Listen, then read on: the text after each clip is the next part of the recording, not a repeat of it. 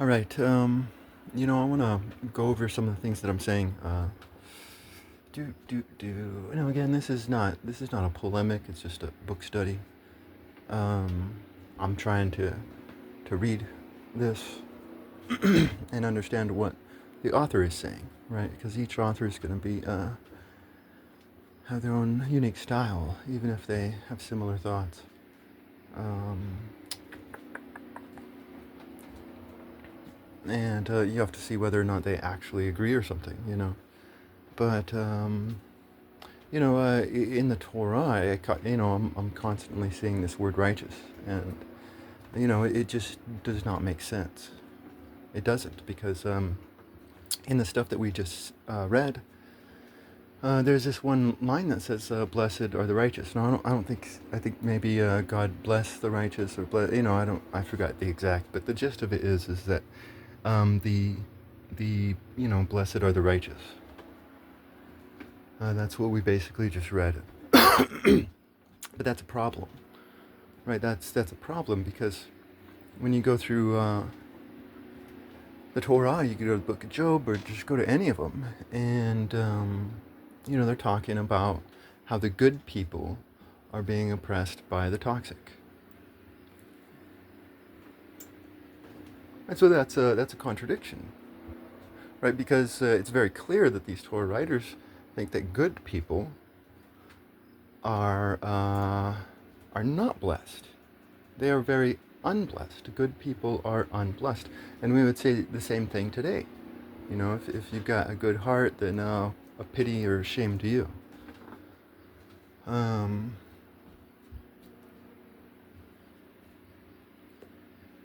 That you got to be ruthless, right?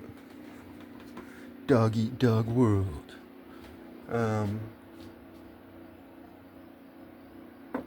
So again, that's a contradiction, right? The good people are not blessed, right? And so that's totally what I see with this word righteousness.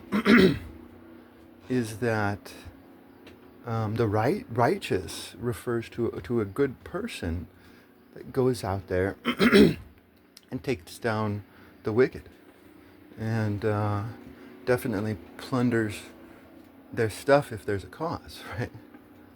Again, this is how Job got so rich so quickly, because he finally learned. He saw the nature of God, and he's like, oh wow, I have jurisdiction, right? And again, this would be another reason to hide what is being said, because it would be irresponsible to go up and say what I'm saying out loud, right? Because I mean, again, there's this distinction. There might be a narcissist out there, or someone who's dominating, but there's no cause to plunder their stuff, right? Is that in order to go out there and do this, you need some wisdom, right? Um,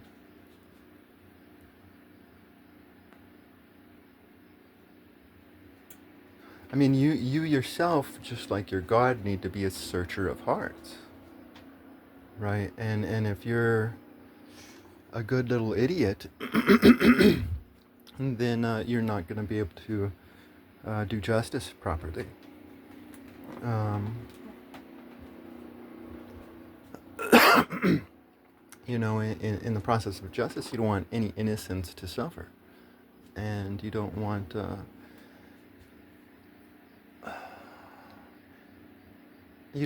commit a crime in the process of justice, right? And so, of course, this is going to be hidden within the text, but it's also that wisdom and righteousness is something that should be earned in life. I mean, you can't just tell people this. They gotta learn it for themselves. They gotta go through their own stories. Um, we're not gonna live the lives of the people of the future. And that might sound silly, but that silly desire is within us. I mean, you can see it in all these stories about, these epic saving, like every story is about saving the world, right? um, But there's also like a desire in some to like fix the world, and you fix it, and it's fixed, and it's fixed for all time, right? Um, but in this intimate God that wants a relationship with you, he this is not a God that wants a relationship with you through your mediator, whether that be your rabbi or your priest or your imam, right? So this is very critical of a heavy-handed, um,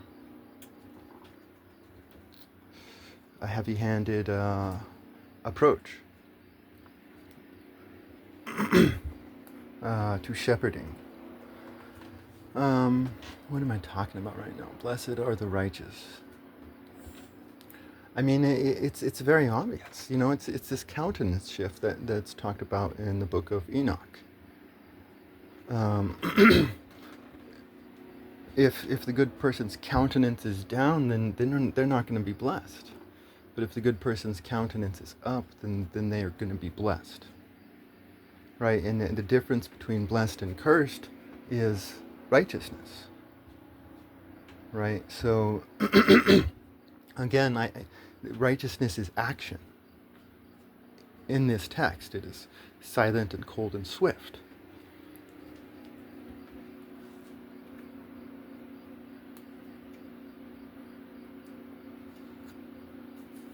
Or this text is just using nonsensical, emotional stuff, and it doesn't have any consistent rational worldview. And we should just close the Bible and leave it behind and let humanity move on, right? Because there is this glaring contradiction in this word righteousness, right? And I think in this word righteousness, we can really see the idea of the choirs of the angels, right? There are these choirs of the angels that is talked about. And I think what that's saying is that there are different levels of intimacy with God, right? And these Torah writers aren't going to let you in on the higher levels. You got to experience that for yourself. They're just going to let you into the lower levels, which is, hey, go out there and be a good person, which is really all you need, right? If you're loving, then oh my God's heart swells for a loving person, you know.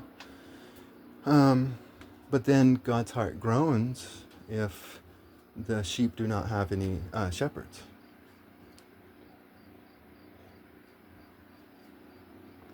Um, and it's like we go back to this word Lord. It's like, how is this word Lord being used? This word Lord definitely comes from the Canaanites and the Phoenicians. Moses criticized them when he called them giants. There used to be these giants, right? And giants is like, I don't know, metaphor or something or other. I'm a half-assed prophet and now half-assed artist too. But I think it's metaphor. Hill, not hill, well, hills too.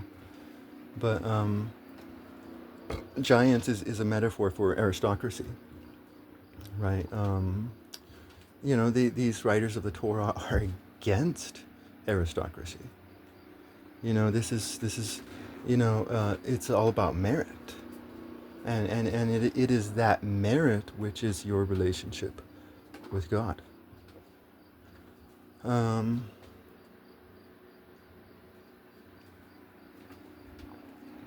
And God will respect you more, right? And God will respect you more if you respect yourselves, basically. um,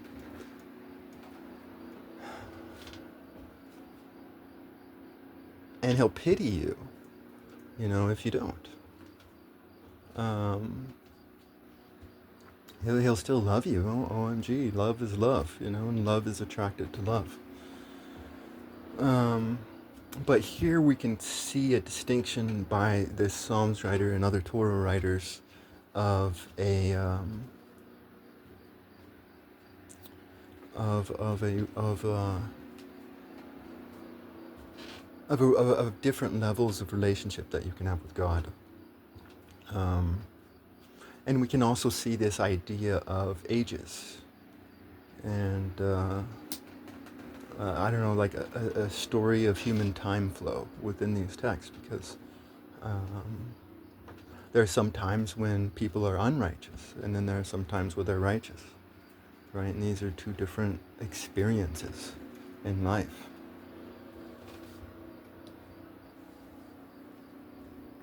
Um, la la la, like hills, for example. Like what is it? It's like this advice to the Jews that if something's happening, then they need to flee to the hills, right? But that something that is being talked about is basically a revolution, right? So if a revolution is happening, then you need to run to the hills, and the hills refer to the leaders, right? But if it's a revolution, then there's going to be new hills and new mountains that exist on the earth, and the old mountains and the old hills will pass away. Um, and so running to the hills means running to whoever the new leaders are going to be. This is basically just survival 101, right? But there's also maybe a hint, nudge, nudge. Maybe the person that you're going to is a hill or a mountain only because he went to them. Like a car. But regardless, it is flee to the mountains and the hills, right? Because you don't want to be associated. And again, it makes sense. Oh shit, there's all this like revolutionary violence going on. You have to first of all think, is it going to succeed or fail? Maybe you want to hold out. I don't know. Maybe you don't. You got to be quick or dead sometimes. But yeah, no, I think this is just them telling you how to survive in the world experience. And it's probably also talking about a specific prophetic time in the future from when this stuff was written, right? But another thing that we saw in that last text, I believe that we left off on, was that God was going to be mischievous towards these wicked, right? And this person who wrote the Psalms agrees with Moses, or at least agrees with what he thinks Moses is saying. And with Moses, it's like we're made in the image and likeness of God, right? So that if God is going to be mischievous towards the wicked, then we, as images of God, are going to be mischievous towards the wicked, right? It's all pretty simple, because if you look at children, below the age of 7, right? There's this classical and even modern concept that there's no real moral judgment until the age of 7. From the age of 0 to 6, there's no moral judgment upon you, and yet little children in this age range of no moral guilt will lie, and in fact modern researchers will say that a child that lies, that's a healthy thing towards their development. And they're not saying that lying is good. You know, it's do do do. It's it's just that the children that learn to do this end up being more happier and satisfied, I think. Um, but anyways, go look them up. But we can also like, I mean, just like think about this idea of truth, right?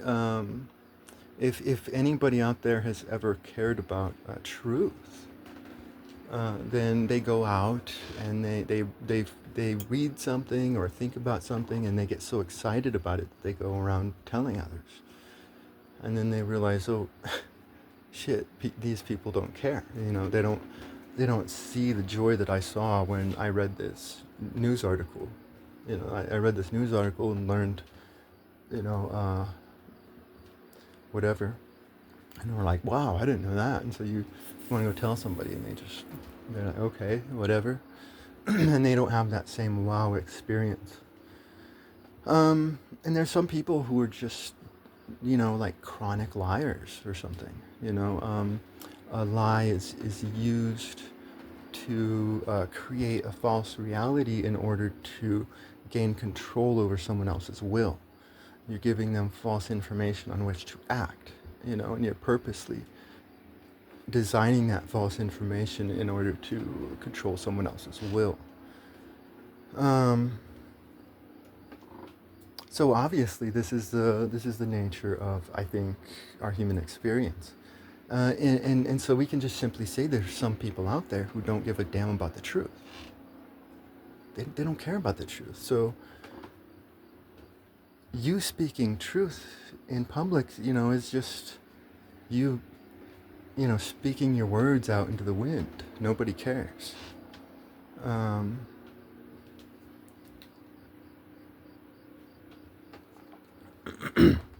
and it's just a more joyful experience to, like, truth is something that should be within your sanctuary, a closed sanctuary. And that is where your true home is within your sanctuary. And you only let others into your sanctuary who deserve to be let into your sanctuary. Um, and then there are different levels to your sanctuary, you know, because there could be somebody loving out there, but they're stupid, and, you know, wisdom is, you know, maybe beyond them. I don't know. Uh, and so you let them in because they're loving, but, you know, they're also foolish. So you um, keep them out of some of the inner sanctuaries. Um, but that's where, I mean, and again, you know, I know this term shepherd is used in Christianity, but I'm not totally recollecting whether or not it's used in the Torah. I'd be surprised if it wasn't. But I mean, it's an insulting image. But we definitely see this image of Moses as a shepherd, right? But and we see this in his actions, because he's manipulating these Jews, and he's manipulating you, the reader, just like this Psalms reader is manipulating you, the reader. Like, he's setting you up for stupidity and laughter. So he's setting you up to be mocked by God, right? Because he's writing this text where, on one level, you're going to pick it up and be like, hey, I'm going to be a good person, and that's great. But then he's hiding a lot of stuff. And if you don't see it, then you're the fool. um, so we definitely see this behavior of shepherding within within these Torah stuff. But this idea of shepherding it's very insulting, right? But again, it goes back to this idea that, you know, pray to God in the silence of your own heart. It's like the relationship. You know, we should all be shepherds. We're all called to be shepherds. Now, of course, there's probably a distinction between the universal shepherdhood of us all, and actual rabbis or priests or imams. Um, there is a distinction to be made. Um, um, but yeah, no, I mean that's it. It's like the shepherd, like these angels, should pick others up and put them on their feet. You know,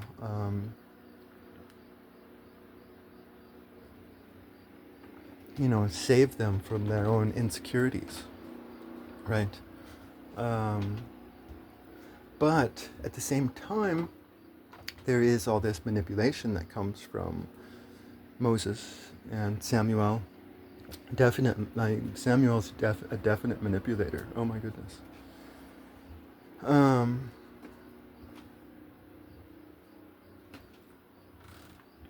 yeah, no, total. But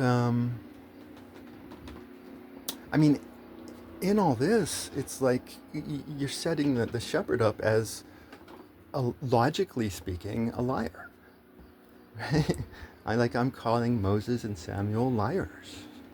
You know, but just as it's wrong to put hands on people, that's what we learn in the Sodom and Gomorrah story. It's wrong, like law that puts hands on people is wrong. And so the laws of Sodom and Gomorrah were dictatorial rather than free, right? We should be free. Um,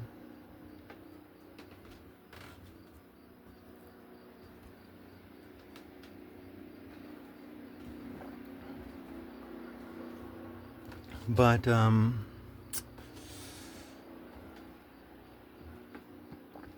mean, lying is something that's of the heart, and Moses and Samuel, they both had truthful hearts. They did, and someone who has a truthful heart can never be a liar, right? I mean, there's this problem in the mind where people just get trapped in all these Platonic idea thoughts or something, and they just get so there's no spirituality within their mind. Um, a lie is a lie, and if logically speaking it's a lie, then it's a lie, right? Um,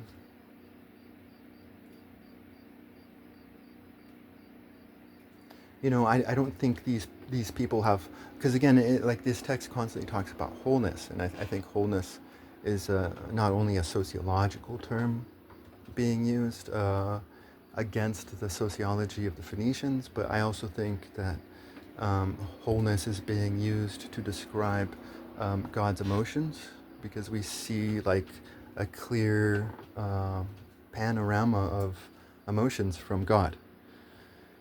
And so it's also describing that. But, there's also this idea of a whole mind, you know, and, part of your mind is creative, We start out in Genesis with God creating, God is a craftsman. He's creating. And, but there's also reason, reason can totally be insecure. And people who worship reason in and of itself can be insecure. But it's these sort of people who have no subtlety uh, within their mind, and they're just rigid and logic and reason, who will say that lie is a lie is a lie is a lie. If you call Moses a liar, then you're my enemy, because he's not a liar. Moses is not a liar. But he was, and so was Samuel. Like when I get into Samuel, it's very clear that God never sanctions monarchy. Never. The whole text is like wink, wink, nudge, nudge, But never does he sanctify monarchy. If he sanctifies anything, it's what's sanctified is the continuing conversation with God.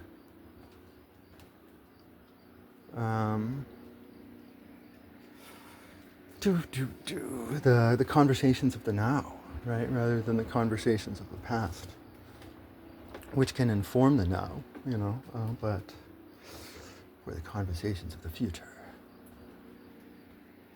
Anyway,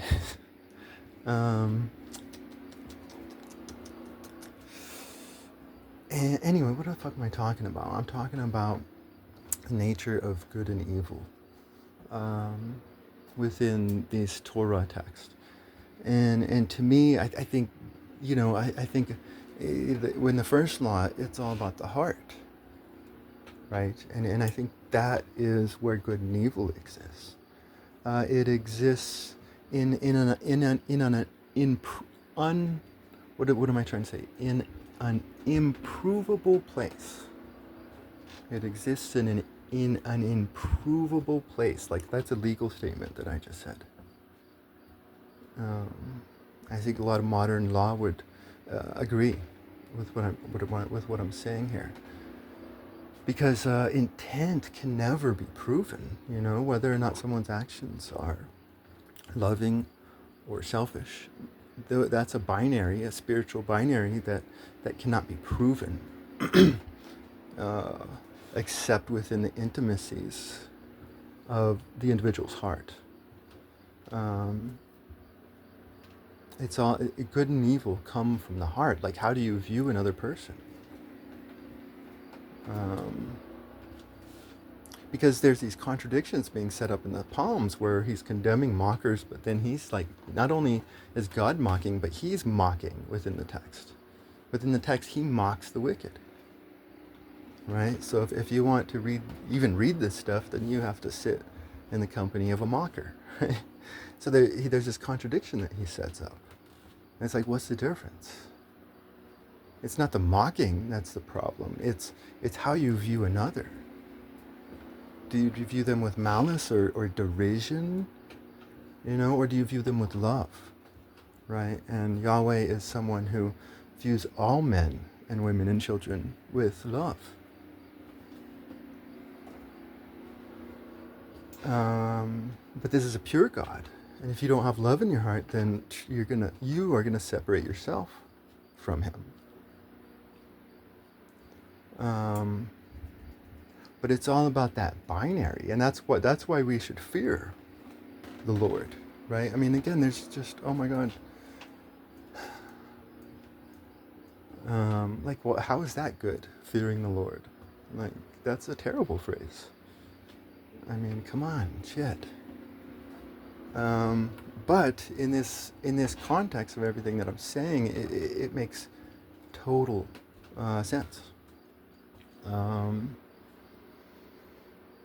And I could be wrong on any of this. Like, especially if any of these words are translated wrong, then oh my God, what a humiliation for me. And a curse, according to the text, upon any who mistranslated, right?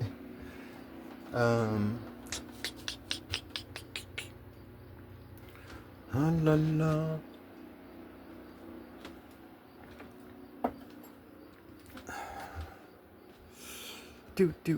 Anyways, no, I think that's it. I think